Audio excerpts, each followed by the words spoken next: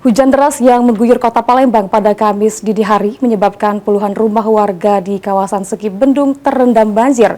Ketinggian air mencapai lutut orang dewasa sehingga mengakibatkan aktivitas warga terganggu.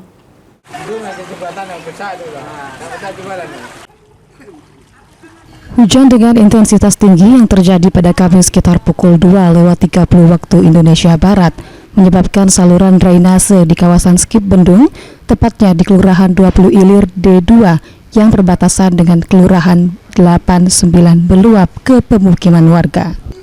Ketua RT 22 Diana mengatakan pembuatan rumah pompa air di Sungai Bendung dinilai menjadi salah satu faktor banjir dikarenakan aliran air yang terhambat.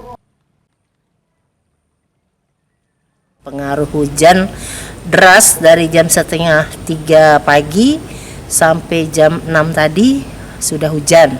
Jadi banjir timbulnya banjir.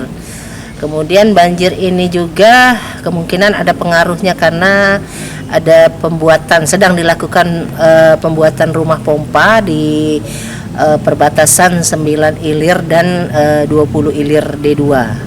Jadi mungkin karena di situ sedang dibangun, kemungkinan besar air agak terhambat. Sementara itu, Kepala TK Amalia Rina mengatakan siswa TK sudah tidak bersekolah selama 2 hari.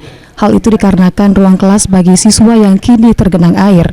Dibanding tahun sebelumnya, banjir kali ini lebih parah karena yang sebelumnya air tidak sampai memasuki ruang kelas.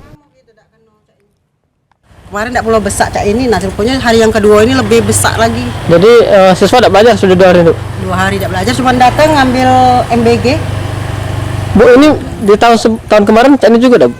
Tahun 2024 ya? Iya, pas Natal. Pas di bulan ini ya, di Desember, hari Natal. Tapi itu sampai masuk kelas nggak beda? Iya, kami ini rendah, masuk kelas dulu lah. Kalau sudah banjir besar cak ini. Tapi lebih parah di 2 hari ini Bu? Iya.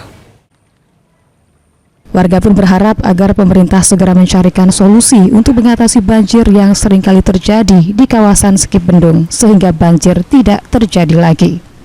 Ilham Wahyudi, PAL TV.